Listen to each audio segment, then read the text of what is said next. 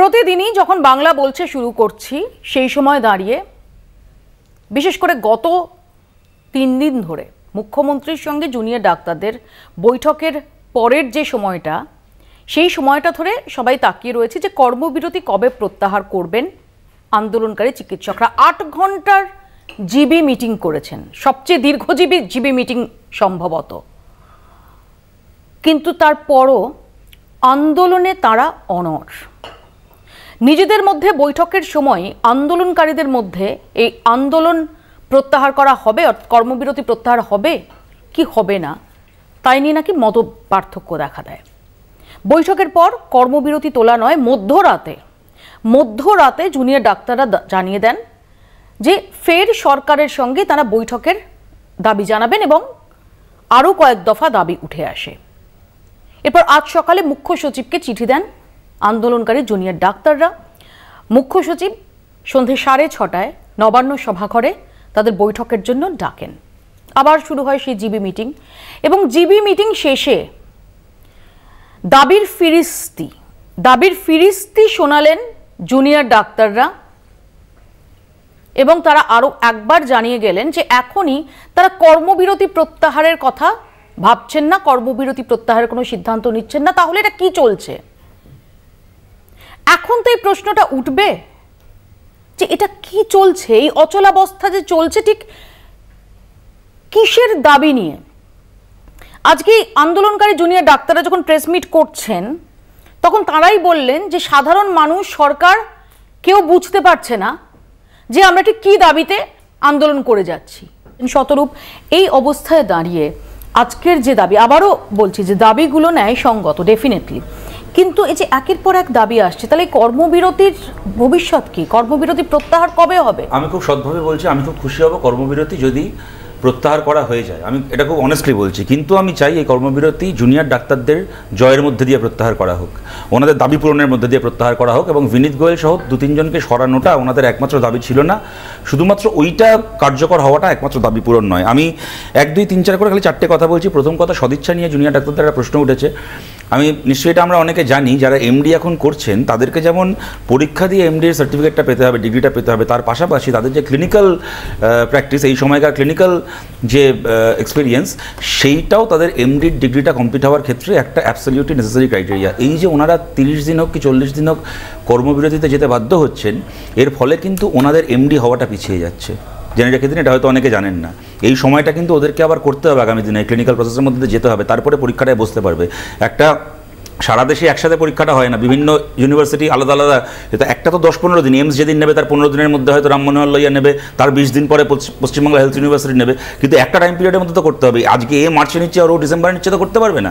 অতএব ডাক্তারদের যে খুব সুবিধা হচ্ছে এইটা করে, এমন কিন্তু নয়। সুতরাং তাদের দিকটাও একটু ভেবে দেখা দরকার। 2 নম্বর কথা হচ্ছে, এমত অবস্থায় তারা কেন এটা করতে বাধ্য হচ্ছে। 2 নম্বর কথা, যেটা শঙ্করদীপদাও বললেন, একটা প্রশ্ন উঠে এসছে যে তাদের মধ্যে মতপার্থক্য এবং নিজেদের মধ্যে বৈঠকের সময়ও দুটো মত পাওয়া গেছে। এটা আমি মনে করি অত্যন্ত স্বাভাবিক, অত্যন্ত হেলদি। কোনো রাজনৈতিক দলের, আমি দেখলাম কুণাল ঘোষের একটা ভিডিও পোস্ট করে বলেছিলেন যে ডাক্তারদের মধ্যে 2-3 রকমের মতামত পাওয়া যাচ্ছে। এবার কেউ যদি এই রাজনৈতিক সংস্কৃতিতে অভ্যস্ত হয়ে গিয়ে থাকে যে আমরা 5-6 জন বসে থাকবো, একজন নেত্রী আসবেন, মহান নেত্রী এসে যা যা বলবেন আমরা চুপচাপ শুনে বাড়ি চলে যাব, কারোর সেখানে কথা বলার কিছু নেই, তার কাছে এটা অস্বাভাবিক লাগতে পারে। কিন্তু একটা প্রাণবন্ত আন্দোলনে একাধিক মত থাকবে, সেখান থেকে একটা গণতান্ত্রিকভাবে সিদ্ধান্ত নেওয়া হবে এবং সেই সিদ্ধান্তকে কার্যকর করার জন্য সবাই হবে, এটাই স্বাভাবিক। আমার 2 নম্বর কথা। লাস্ট 2টো কথা আমি এক সেন্টেন্সে বলছি। সমস্যাটা আজকে ওনারা যেটাকে নিয়ে লড়াই করছেন গত 30-35 দিনের সমস্যা নয়, এটা গত 13 বছরের সমস্যা। যদি সরকার মেটাতো তাহলে আজকে এই দিন দেখতে হতো না। সুতরাং গত 30 দিনের কি গত 5-6 দিনের মুখ্যমন্ত্রীর উদ্যোগ দিয়ে যেন আলোচনাটা না করি। মুখ্যমন্ত্রীও কিন্তু আলোচনাটা 9 তারিখ থেকে শুরু করেননি, উনিও কিন্তু শুরু করলেন 5-6 দিন আগে থেকে। আর আমার লাস্ট কথা না চলতে পারে না, ঠিকই, আমি তো সেটা প্রথমেই বলেছি। এবং আমার লাস্ট কথা মৌপিয়াদি, এটা আমি বিশ্বাস করি মুখ্যমন্ত্রীও ভাবছেন যে কেন ওনাকে, ওনার সন্তান সম যারা হওয়া উচিত তারা কেন ওনাকে এতটা অবিশ্বাস করছেন যে ওনার মুখের কথায় বিশ্বাস করতে পারছেন না। কারণটা এইটা নয় তো যে 2019 সালেই আমরাই দেখেছিলাম যখন চাকরি প্রার্থীরা অনশন করছেন, মুখ্যমন্ত্রী প্রেস ক্লাবের বাইরে গিয়ে বলছেন এখন লোকসভা ভোটের নোটিফিকেশন ইস্যু হয়ে গেছে, তোমাদেরকে আমি এখন কিছু করতে পারবো না, কিন্তু কথা দিচ্ছি যেদিন লোকসভা ভোট শেষ হবে এমসিসি উঠে যাবে, মডেল কোড অফ কন্ডাক্ট, ন্যায্য রিক্রুটমেন্ট যাদের যাদের পাওয়ার করে দেবো। ওটা ছিল 2019-এর এপ্রিল মাস, আজকে আমরা আছি 2024 সালে সেপ্টেম্বর মাসে। মমতা বন্দ্যোপাধ্যায় লোক ঠকিয়ে অভ্যস্ত, তাই ওনাকে কেউ বিশ্বাস দোলাদি, এই সংশয়ের বাতাবরণটা যে তৈরি হচ্ছে এবং যে কারণে এখনো কর্মবিরতি প্রত্যাহার করছেন না বলে জানাচ্ছেন জুনিয়র ডাক্তাররা, দীর্ঘজীবী মিটিং হচ্ছে, এর দায় কি সরকারের নয়? আমি এইটুকু বলতে পারি যে আমি বহু বছর গণ আন্দোলনে থাকার চেষ্টা করেছি আমার সাধ্য মতো। আমি কখনো দেখিনি কোনো আন্দোলনের পরিপ্রেক্ষিতে তার যতই মারাত্মক হোক না কেন, যতই তার মাত্রা থাকুক না কেন, সরকার বা সরকারের প্রধান মুখ্যমন্ত্রী এত দূর নামেন। আর কি নামবেন আমি জানি না। নিজে ধর্ণা মঞ্চে গেছেন, প্রেসিডেন্স নেই।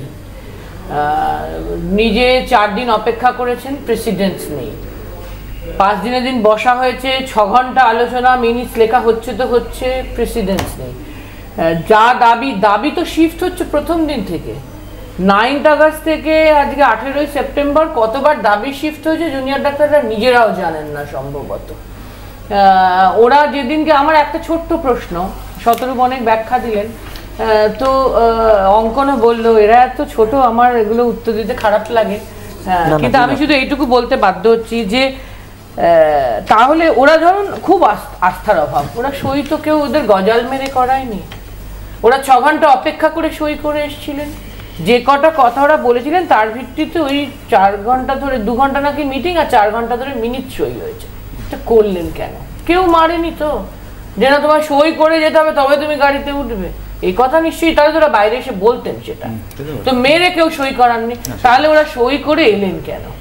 এসে আবার নতুন দাবি, এই আজকে যেগুলো আপনি শোনালেন এগুলো তো সেদিনকে বলেন না, আমি এটা এগুলো সব ছিল না, এগুলো সব ছিল না। এই যে ডোলাদি বলছিলেন যে মুখ্যমন্ত্রী গেছেন, না যাননি, কিছু করা আর করতে বাধ্য হওয়ার মধ্যে একটা ফারাক আছে। তিনি যাননি, যেতে বাধ্য হয়েছেন, কারণ দেখছেন যে একটা মানুষ যারা আন্দোলন করছে তারা বা তাদের সাথে যে বাংলার মানুষ, দেশের মানুষ যারা স্ট্যান্ড বাই, যারা পাশে দাঁড়িয়েছেন, এটা দেখে কিন্তু সরকার। এক্স্যাক্টলি কেতন, আমি এক সেকেন্ড কেতন, আমাকে একটু তোমার কাছ থেকে বুঝে নিতে দাও।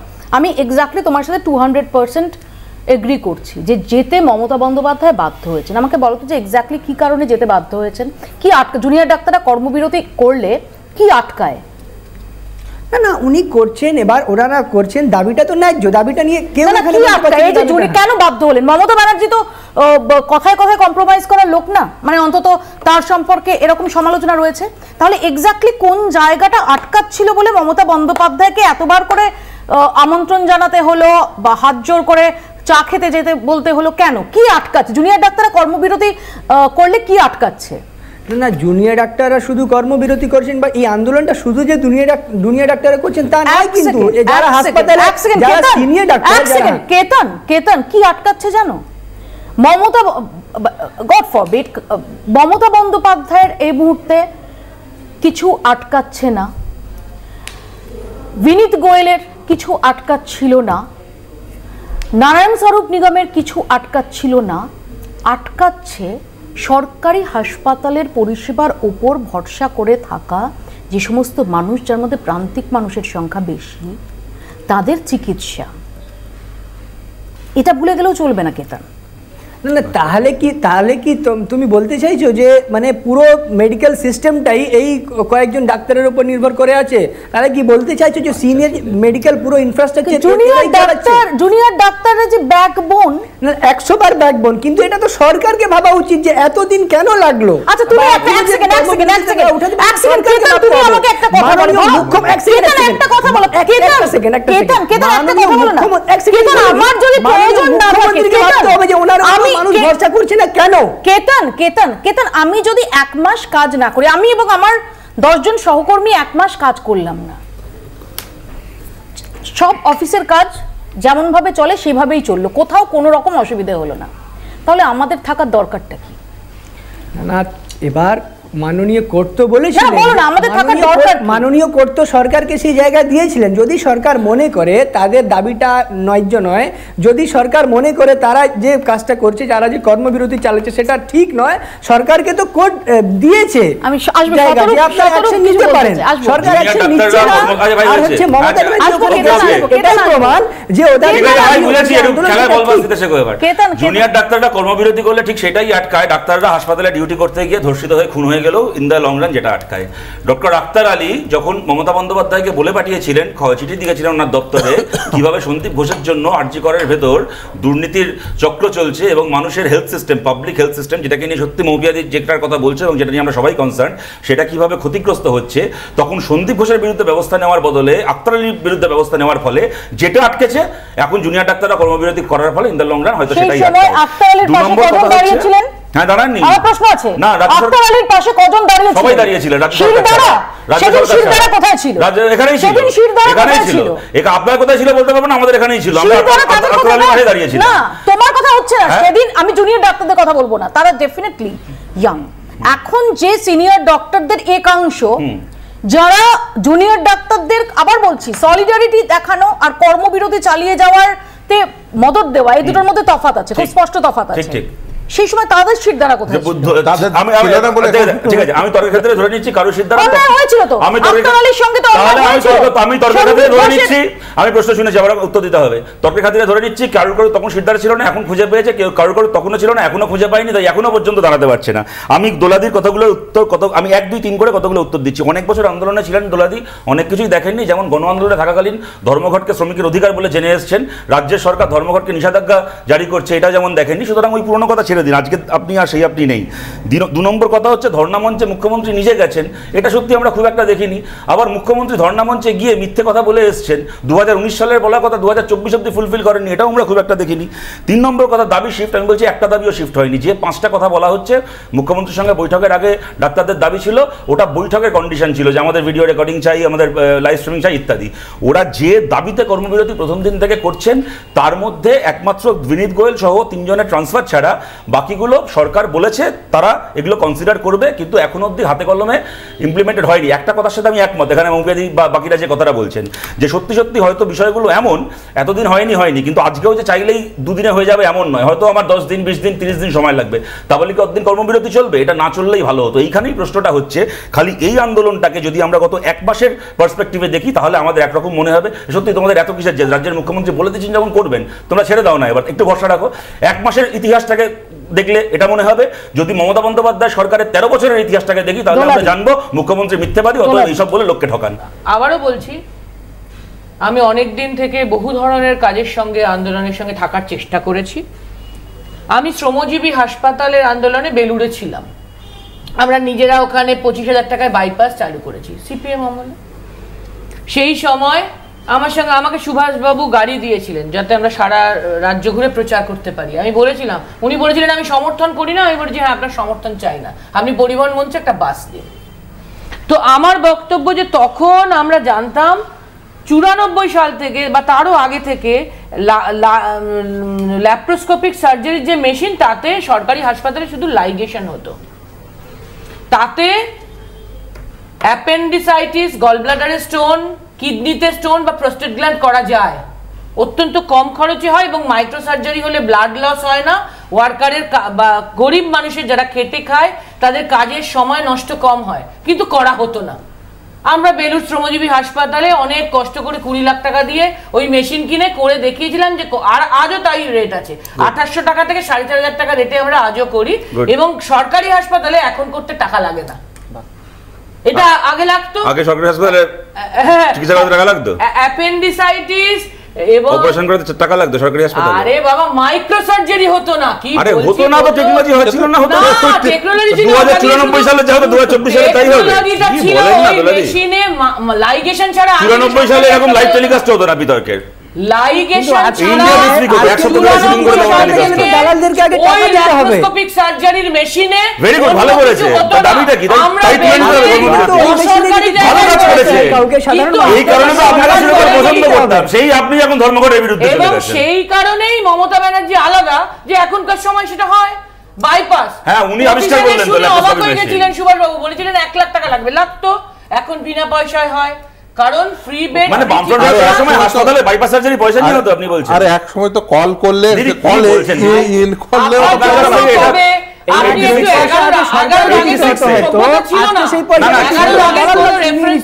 আসে না, 11 আগে ছিল না, কি বলেন, কি আপনার বক্তব্যটা কি?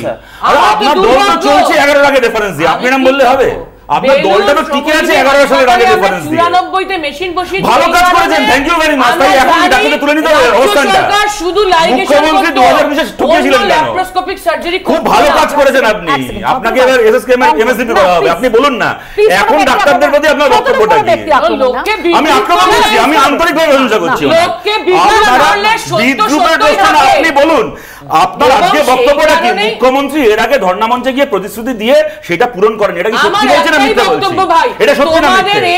আমরা খুব খারাপ, আমরা হেরে গেছি। আমরা খুব ভালো। তোমাদেরকে মানুষ 3% 3% ভোটে, থ্যাংক ইউ ভেরি মাচ। এবার বলুন যে মুখ্যমন্ত্রী ঠকিয়েছিলেন কি ঠকাইছিলেন? তারপরে ঠকালেন, তারপরে ভোট পেয়ে ঠকাচ্ছেন লোককে। তাহলে তো ওনাকে উত্তর দিতে হবে যে ভোট পাওয়ার পরে ঠকাচ্ছেন কেন? তাহলে মমতা বন্দ্যোপাধ্যায় ভোটে জেতার পরে লোককে ঠকাচ্ছেন কেন? আমরা হেরে গেছি, আমরা প্রতারিত। দুজনকে বিরত তো মনে হয় না যে বিনীত গোয়েলের অপসারণ, অভিষেক গুপ্তার অপসারণ, ডিএমই ডিএইচএস এর অপসারণ, এগুলো সরকার শুনছে না? এগুলো অপসারণ, এগুলো তো ট্রান্সফার করেছে। ধরুন আপনার যার ক্রিমিনাল নেগলিজেন্স, আমি 10 সেকেন্ডে বলে নিচ্ছি। বিনীত গোয়েলের ক্রিমিনাল নেগলিজেন্স আমরা প্রমাণ পেয়েছি। উনি বলেছেন আমার ইন্টেলিজেন্স ফেলিয়ার করেছে, 7000 মব ধর করে ঢুকে গেছে, আমার পুলিশ 8 ঘন্টা ধরে বসেছিল। তাকে নিজেদের বুদ্ধিতে থাকলে এই অবস্থা হতো না। আমি বলিনি, আমি আপনি কাদের বুদ্ধি থেকেই ওদের সরকার। আমি বলিনি রাত্রিবেলা জুনিয়র ডাক্তার না আপনারা বলছেন তো অন ক্যামেরা, আপনারা অন ক্যামেরা বলছেন তো 14 তারিখ রাত্রিবেলা যা ঘটেছে তার জন্য আপনি জুনিয়র ডাক্তার দায়ী করছেন? না সেই জায়গায় তাকে রাত্রিবেলা আজকে ঘটনার জন্য আপনি জুনিয়র ডাক্তার বলছেন?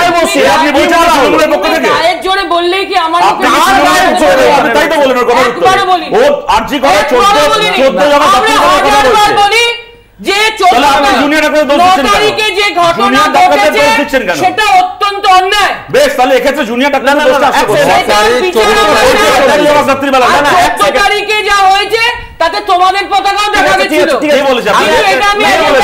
খুব ভালো কথা। আমার একটা বন্ধু ছবি করে জমা দিয়ে আমাদের পার্টিকে নিষিদ্ধ করে দিন। আপনার বন্ধু ছিল, আপনার বন্ধু ছিল, নাম বলুন আপনার বন্ধু। আপনার বন্ধু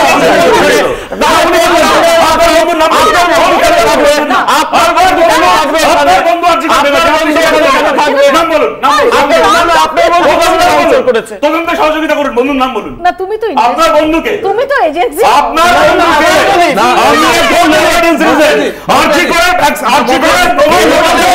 বন্ধু জড়িত, উনি এখানে বলেছেন, আপনি নাম বলুন। আপনার কোন বন্ধু ছিল ওখানে? নাম বলুন, নাম বলুন, আপনার নাম বলুন।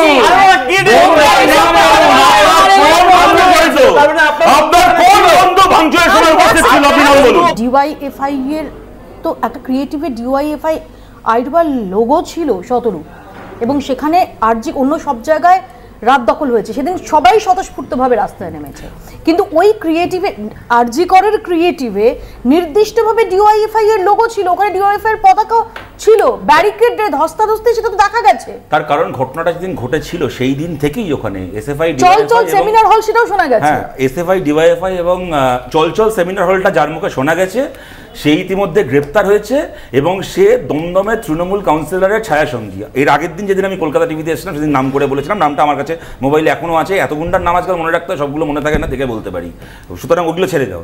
এগুলো এর আগের দিন বলেছিলাম এখানে এসে। ওই চল সেমিনার ফোনে নেই তো? না, তোমার নাম তো মানে সেই যদি হৃদয় লেখো নাম সে নাম রয়ে যাবে, ওরমভাবে রয়ে গেছে। আমি বলছি যে সুতরাং এগুলো হয়েছে ওখানে 9 তারিখ যেদিন ঘটনাটা সামনে এলো সেই দিন রাত্রিবেলা থেকে এসএফআই ডিওয়াইএফআই এডবার ওখানে ধর্ণা চলছিল। সেই দিন যখন মিছিল করে শ্যামবাজারের দিকে চলে গেছে রাত দখলের ওখানে, সেই সময় বাংলার সমস্ত মিডিয়ায় লাইভ টেলিকাস্ট হয়েছে ওই ধর্নার যে একদল মব, তারা ওই আক্রমণের যে একদল মব তারা ঢুকে গিয়ে ভাঙচুর করছে। কারা আরজি করে প্রমাণ লোপাট করতে চায় একটা 5 বছরের বাচ্চাও এটা জানে। ও যে সন্দীপ ঘোষের কথা বলছিল, মুপিয়াদি একটা কথা বলি, 10 সেকেন্ড লাগবে। সরকারি চাকরিতে একটা পিওনের পোস্টে কেউ যখন রিক্রুট হয় তারও একটা ব্যাকগ্রাউন্ড চেক হয়। এখানে সন্দীপ ঘোষ 2017 সালে হংকংয়ে মোলেস্টেশন কেসে অ্যারেস্টেড হয়েছিল, জেল কেটেছিল, রাজ্য সরকার জানতো না, তাকে আরজি করের প্রিন্সিপাল করলো মুখ্যমন্ত্রী। কে দায়ী? মুখ্যমন্ত্রী আপনি ছাড়া।